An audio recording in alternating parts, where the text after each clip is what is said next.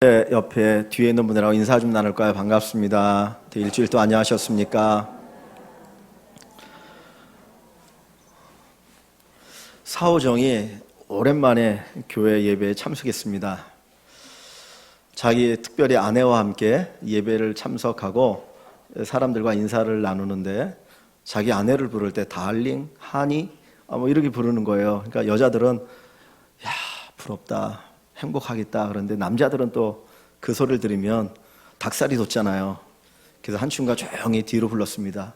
아니 뭐 하는 짓이냐고, 한이가 뭐고 달링이 뭐냐고. 그랬더니 사오정이 하는 말이 있습니다. 가끔 아내 이름이 생각이 안 나서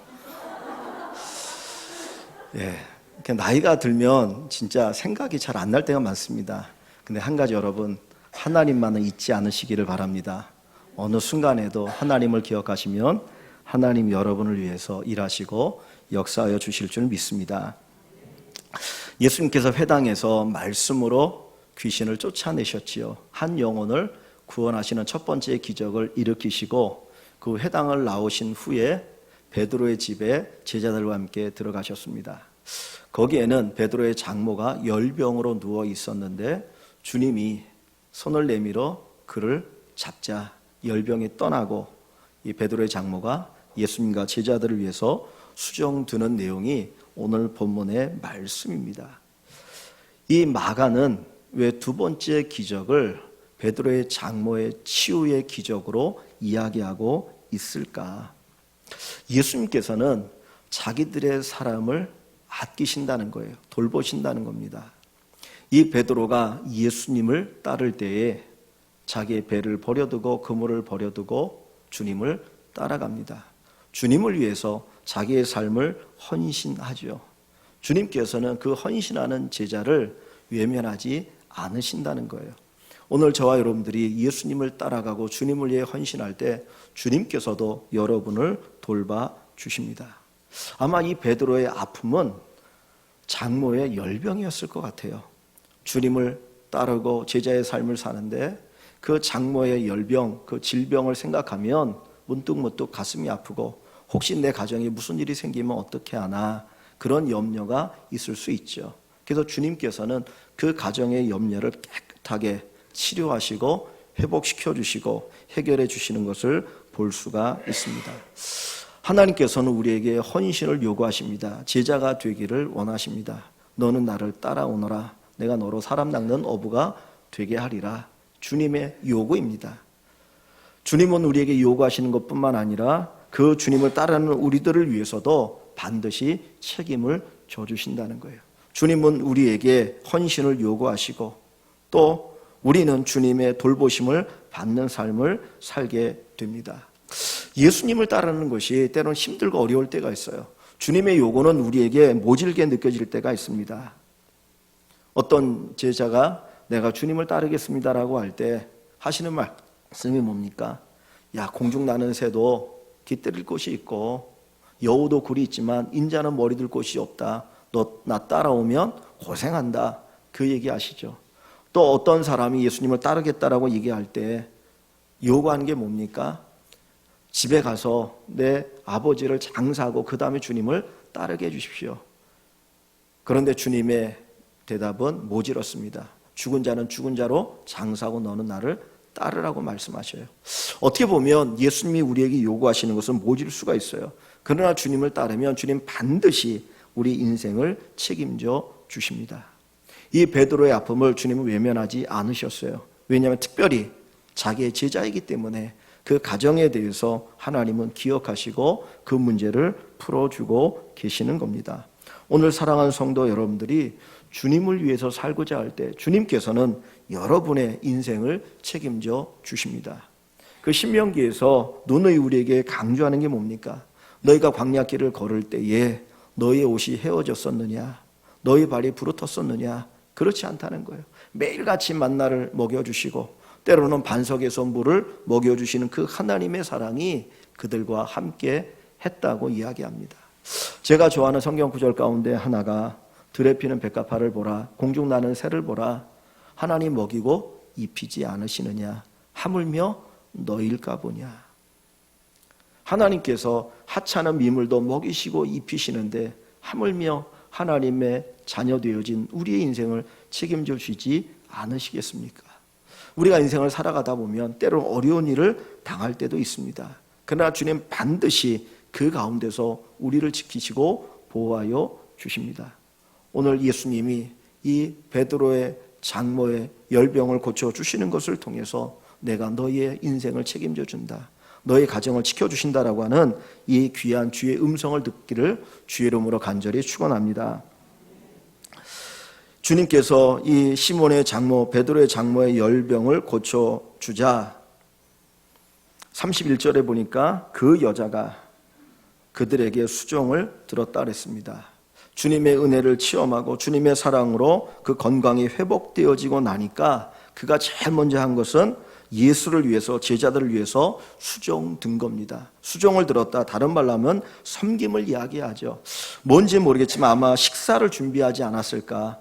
예수님을 위해서, 제자들을 위해서 맛있는 식사를 준비하고 대접했을 것이라고 생각합니다. 회복의 기쁨은 무엇입니까? 섬김으로 표현되어집니다. 우리가 주님의 은혜를 받고 주의 사랑을 받고 나면 우리의 삶 속에서도 이처럼 섬김을 통하여서 내가 은혜 받았다라고 하는 것이 드러날 수 있기를 원합니다. 본문에는 나와 있지 않지만 어떤 글을 보니까 아주 재미있는 해석이 있더라고요. 이 베드로의 장모가, 시몬의 장모가 열병으로 누워 있었다 그랬는데, 여기 열병으로 누워 있다라고 하는 것은 정확하게 그 병명을 얘기하지는 않아요. 그런데 우리가 추측할 때는 장티푸스 정도 되지 않겠느냐. 그래서 예전에 이 어른들이 구수하게 욕할 때 옌병할 놈, 그죠? 옌병할 놈. 근데 사실은 그게 엄청나게 무서운 병이거든요. 장티푸스는 죽어간 사람이 많은데 이제 속상하니까 저쪽에서 뭐 옌병할 놈 그랬는데, 어떻게 보면 이 시몬의 장모도 이것이 장티푸스라면 아마 오래되었고 죽을 수 있는 병입니다. 근데 주님께서 고쳐주시는, 은혜를 베풀어 주시는 거거든요.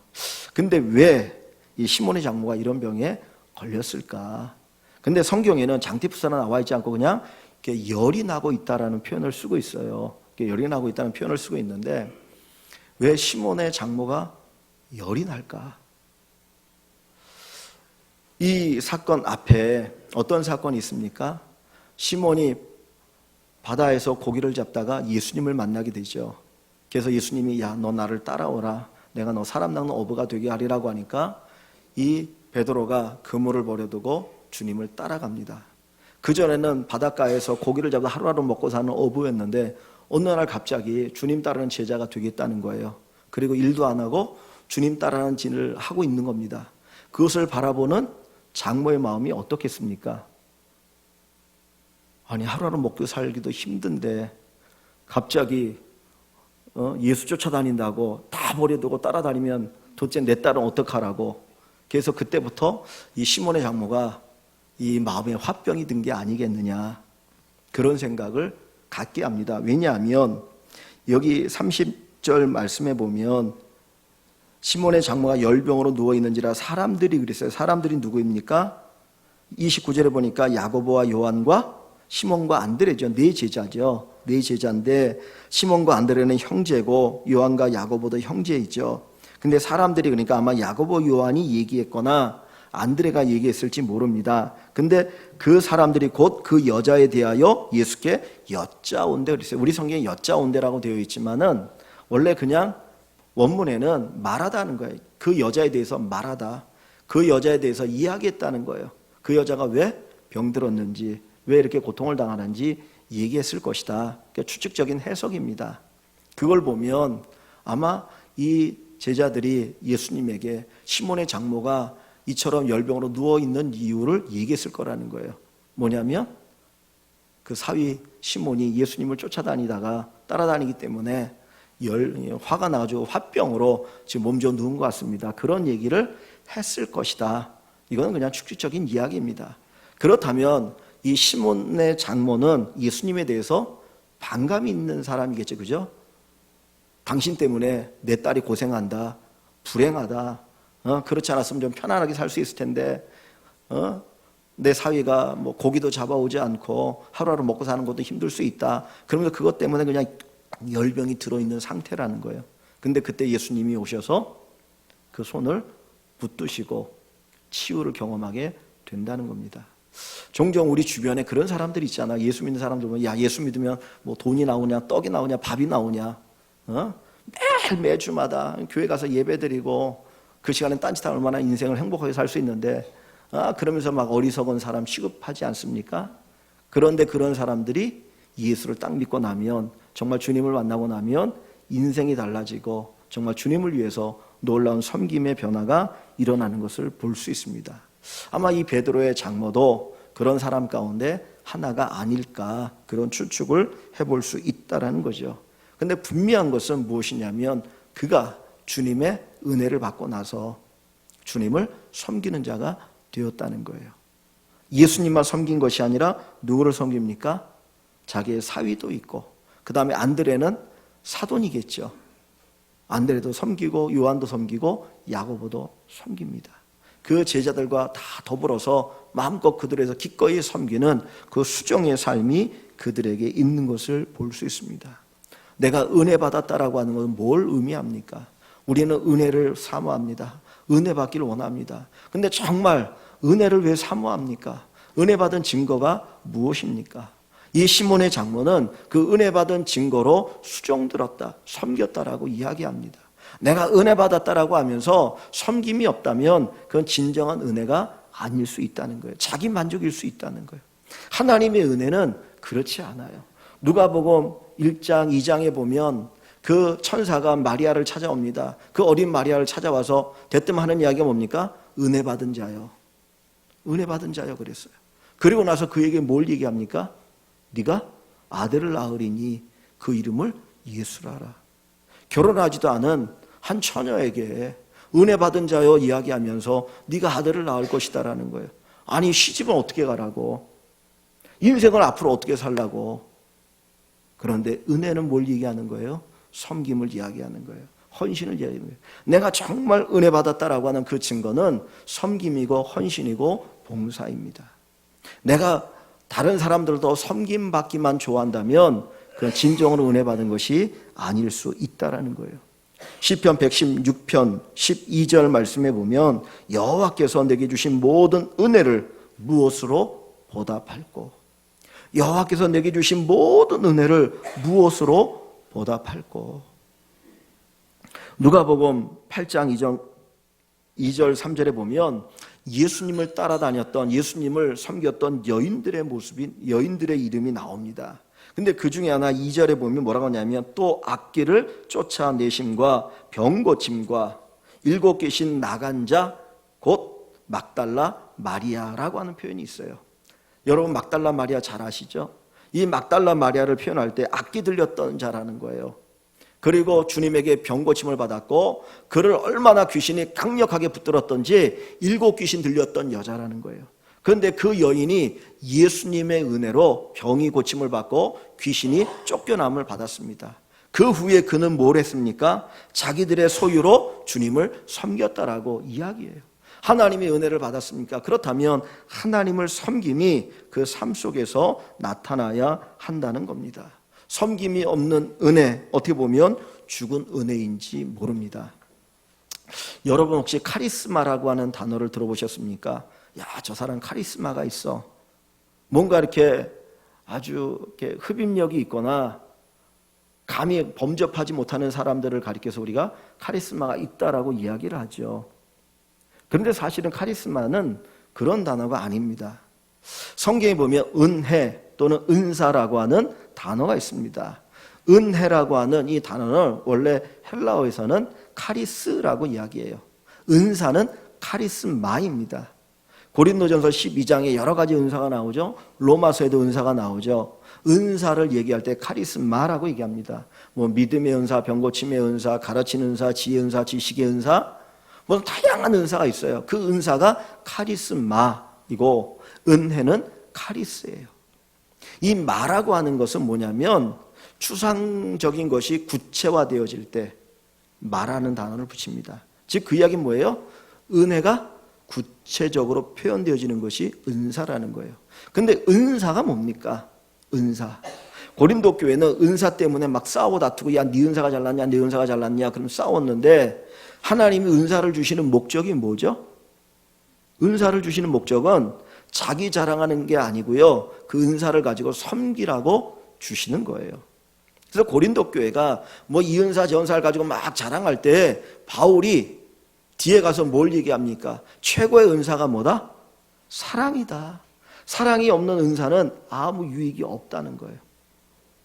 왜 그 얘기를 합니까? 하나님이 은사를 주실 때는 그 은사를 가지고 섬기고 사랑하라는 거죠. 그런데 고린도 교회 성도들은 그 은사의 본래 목적을 잃어버린 거예요.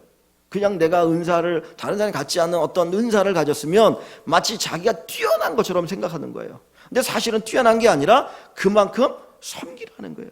희귀한 은사라면 정말 그 희귀한 은사를 가지고 성도들이 꼭 필요할 때 그 은사를 가지고 섬겨라. 그것이 바로 은사를 주시는 목적입니다. 그러니까 은혜는 은사로 표현되어질 수 있고요, 그 은사는 반드시 섬김으로 나타나야 합니다.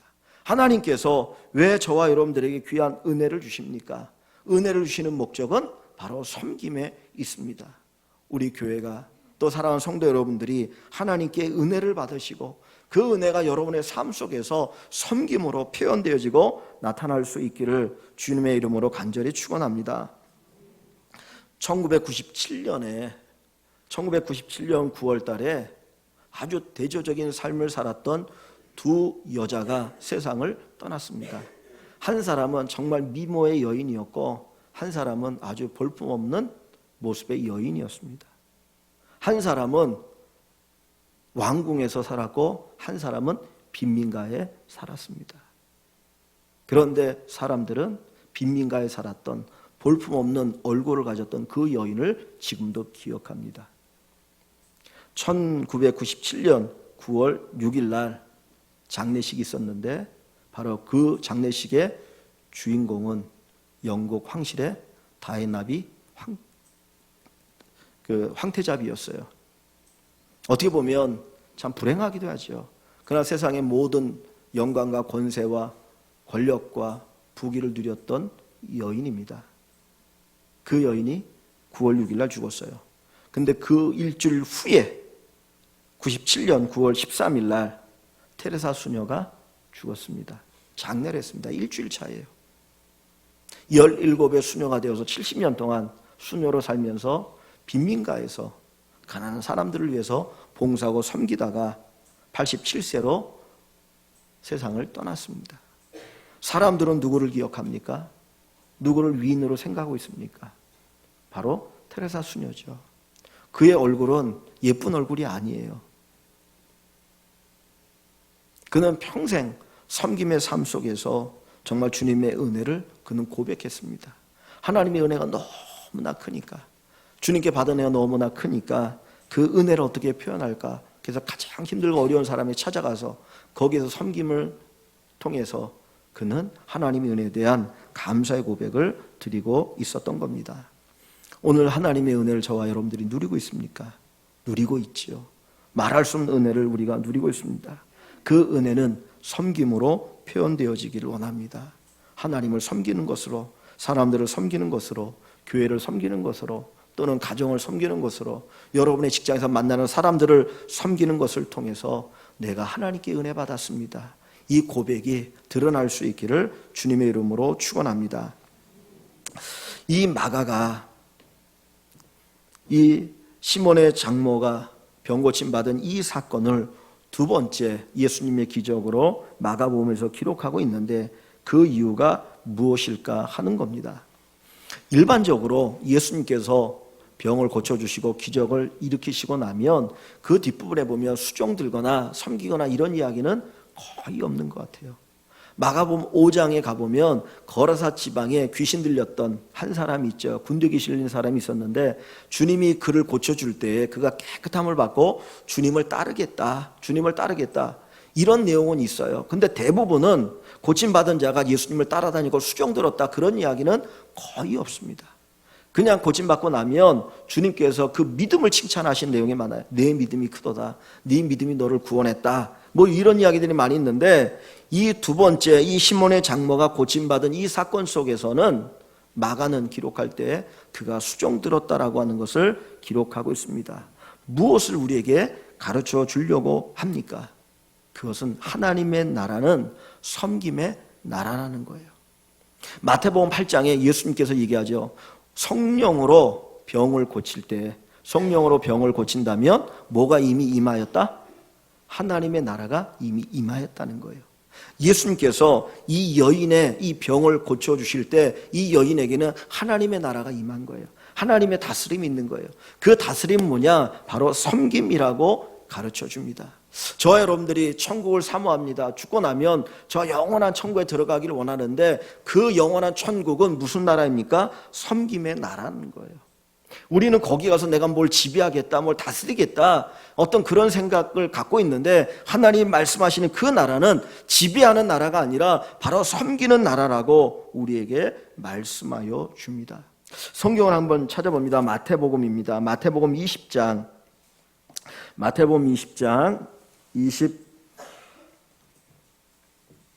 25절부터 28절 말씀입니다. 마태복음 20장 25절에서 28절. 예수께서 제자들을 불러다가 이르시되 이방인의 집권자들이, 세상의 집권자들이죠. 세상의 집권자들이 그들의 임의로 주관하고 그 고관들이 그들에게 권세 부리는 줄을 너희가 알거니와. 갑질하는 거죠. 갑질하는 거죠. 소위 말해서 갑질한다, 그렇게 그냥 뭐 표현할 수 있을 겁니다.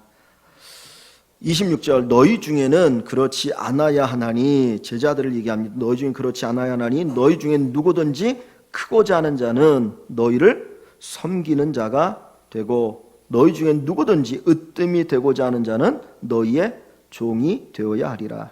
인자가 온 것은 섬김을 받으려 함이 아니라 도리어 섬기려 하고 자기 목숨을 많은 사람의 대속물로 주려 함이니라. 지금 마지막 28절 말씀, 인자는 예수님을 얘기하는 거예요. 내가 이 땅에 온 것은 섬김 받기 위해서 온 것이 아니라는 거죠. 오히려 섬기고 내 목숨을 대속물로 내어주기 위해서 왔다라는 거예요. 하나님의 나라가 바로 이렇다라는 겁니다. 하나님의 나라의 큰 자는 섬기는 자라는 거예요. 으뜸이 되는 자는 바로 종이 되는 자라는 겁니다. 오늘 교회가 하나님의 나라라고 한다면 교회에서 큰 자는 누구입니까? 교회에서 으뜸이 되는 사람이 누구입니까? 직분의 문제가 아닙니다. 섬기는 사람이 큰 자요 으뜸이 되어집니다. 바로 하나님의 나라는 그와 같다는 거죠. 언젠가 제가 한번 그냥 유머 비슷한 예화를 들은 적이 있었는데, 어떤 사람이 이제 꿈에 지옥과 천국을 갔습니다. 갔더니 마침 다 점심시간이었어요. 식사 시간이었는데 지옥에 갔더니 이제 숟가락과 젓가락이 길어가지고 그것을 밥을 먹는데, 그냥 그걸 가지고 자기가 떠먹으려니까 이게 팔이 안 굽혀지는 거예요. 그래서 입에 들어가지가 않는 거예요. 그래서 다 흘려서 못 먹었더래요. 그 다음에 천국에 갔더니 천국에도 젓가락이 이렇게 길고 숟가락이 이렇게 길더래요. 근데 그것을 가지고 밥을 먹는데 밥을 먹더라는 거예요. 그래서 어떻게 먹나 보니까 서로 먹여주고 있더래요. 먹여주니까 먹더라는 거예요. 뭘 우리에게 가르쳐 주려 합니까? 섬김을 이야기하죠. 서로의 섬김을 통하여서 세워지는 나라가 바로 하나님의 나라입니다. 오늘 우리 교회가, 이 사회가 섬김이 풍성할 때 거기에 하나님의 나라, 은혜의 역사가 있게 되어질 줄 믿습니다. 마태복음 7장 12절에 주님이 그 산상수훈의 결론을 얘기하실 때, 너희에게로니 대접받고자 하는 대로 너희가 대접하라. 이것이 율법이요 선지자니라 했어요. 대접받고자 하는 대로 대접하라. 우리의 본능은 대접받고 싶은 마음이 많아요. 근데 주님은 대접받고자 하는 대로 대접하라고 이야기합니다. 우리 주부들이 제일 좋아하는 음식이 뭔지 아십니까? 우리 주부들이 제일 좋아하는 음식이 뭔지 아세요? 해물도 아니고 육식도 아니고 남이 해주는 밥이랍니다. 남이 해주는 밥이면 다 맛있다고 그래요?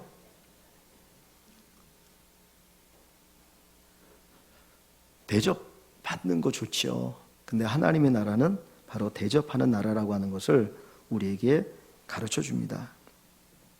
제가 어제 밤에 한 10시 이후에 이렇게 이제 밑에 이렇게 쭉 내려왔다가 한번 이렇게 올라가는데 식당에 불이 켜져 있었어요. 그래서 들어갈까 하다 안 들어갔는데 저는 애들이 이제 혹시 있나 그랬더니 그 밤 10시 넘어서 여러분들에게 맛있는 거를 점심으로 대접하려고 식사를 준비하고 계시더라고. 그래서 가서 수고하십니다라고 얘기할까 그러다가 그냥 안 갔습니다. 죄송합니다. 이따가 여러분 맛있는 점심 드십시오. 그 묵사발을 준비하셨더라고요. 근데 그것도 또 직접 써가지고 무슨 백년초하고 또 뭡니까 도토리하고 하여튼 뭐 여러 가지 섞어가지고 했는데 보기만 해도 정말 맛있겠더라고요. 더운 날씨에. 여러분 그냥 가지 마시고 꼭 다 식사하고 가시기 바랍니다. 근데 우리가 교회가 교회되어지는 것은 섬김의 사람이 있기 때문이에요. 목사 하나 움직인다고 해서 교회가 돌아가는 게 아니잖아요. 찬양대가 섬겨주고 교사들이 섬겨주고 식당에서 음식을 만들어주시고 설거지하시고 안내하시고 뭐 보이고 보이지 않는 모든 곳에서 섬김의 손길이 있기 때문에 그것들이 어우러지니까 교회가 돌아가는 것이지 그렇지 않고는 교회가 돌아갈 수가 없어요. 하나님의 나라는 결국은 섬김의 나라입니다. 여러분들이 제가 예수 믿는다는 것은 결국은 섬김의 자리로 우리가 들어가는 것을 표현합니다. 어렸을 때는 섬김 받는 것이 기쁠 수 있어요. 그러나 우리 믿음이 성숙해지고 성장해지면 결국은 섬김을 통해서 기쁨을 누리게 됩니다. 하나님의 나라는 먹고 마시는 것이 아니라 의와 평강과 희락이라 그래요. 그런데 그 하나님의 나라의 의와 평강과 희락은 섬김을 통한 의, 섬김을 통한 기쁨, 섬김을 통한 평강인 것을 믿으십시오. 내가 섬김의 삶을 살아갈 때 정말 섬기면 그 가운데서 하나님 주시는 놀라운 기쁨을 경험하게 되어집니다. 그 갈매기들이 이제 여러분들이 가끔 보시면 갈매기들이 하늘을 나를 때 이렇게 V자 대형으로 날아가죠. 그런데 그 갈매기가 보통 날아가는데 먹이를 찾아서 아니면 따뜻한 곳으로 이동할 때 한 4만 킬로는 날아간다고 그래요. 4만 킬로면 서울에서 부산까지 한 400킬로가 좀 넘습니다. 그러면 서울에서 부산에 몇 배가 됩니까? 4만 킬로면 100배가 되죠. 그죠? 그 먼 거리를 이 기러기들이 이렇게 날아가는 거예요. 그런데 날아갈 때 이렇게 V자형으로 새들이 날아가잖아요. 근데 그렇게 날아가면 맨 앞에 있는 그 새가 리더가 그 바람에 그 막 다가오는 바람을 몸으로 막아주면 그 기류의 압력에 의해서 그 뒤에 날아가는 새들은 약 혼자 날아갈 때보다 71% 정도의 힘을 절약하면서 날아갈 수 있다는 거예요. 그러니까 뒤에 새들이 얼마나 편하게 날아가는지 몰라요. 그러니까 앞에 하나가 섬기고 봉사하고 헌신하면 뒤에 있는 새들이 그렇게 편하게 날아갑니다. 그런데 가끔 이제 이 기러기들은 날아갈 때 보면은 이렇게 소리를 지르면서 날아가요. 이렇게 보신 적 있습니까? 영상에도 소리를 지르는데 소리를 지은 이유가 있대요. 뭐냐면 소리를 지은 이유가 앞에 있는 새가 맨 앞에서 막 그 바람을 맞으면서 날아가니까 힘들잖아요. 그냥 뒤에서 날아가는 새들이 소리를 꽥꽥 지르면서 응원하는 거래요. 힘내라고. 힘내라. 그러니까 앞에 있는 새는 뒤에 있는 새들을 위해서 자기가 몸으로 그 바람을 막 막아주면서 뒤에 있는 새들이 좀 안전하게 갈 수 있도록 섬겨주고, 뒤에 있는 새들은 앞에 있는 새가 힘내라고 용기를 내라고 소리를 꽥꽥 지르면서 또 섬겨주고, 그래서 4만 킬로나 먼 길을 날아간다는 거예요. 오늘 우리가 영원한 천국을 향해서 가는 순례자들입니다. 우리가 이 순례길을 걸어갈 때, 하나님의 나라를 향해서 걸어갈 때 우리에게 필요한 건 뭐냐면 서로를 향하여 섬김입니다. 그 섬김의 역사가 있는 교회가 좋은 교회고 복된 교회라는 거죠. 정말 내가 대접받는 것을 우리가 원하는 것이 아니라 기꺼이 대접하는 것이 우리의 기쁨이 되어지기를 원합니다. 예수님께서 시몬의 장모를 고치실 때 그는 고침받은 그 기쁨으로 만족하지 않았어요. 그는 털고 나서 그들을 위해서 기꺼이 대접을 합니다. 수종을 듭니다. 오늘 우리 교회가 주님을 향하여서 아름답게 수종 들고 봉사하고 또 섬김이 가득한 귀한 교회가 되어서 서로가 서로를 섬기고 서로가 서로의 짐을 지음으로 말미암아 여기가 하나님의 나라구나, 여기가 천국이구나, 이 놀라운 은혜를 또 경험하시고 고백하는 귀한 은혜가 있기를 주의 이름으로 간절히 축원합니다.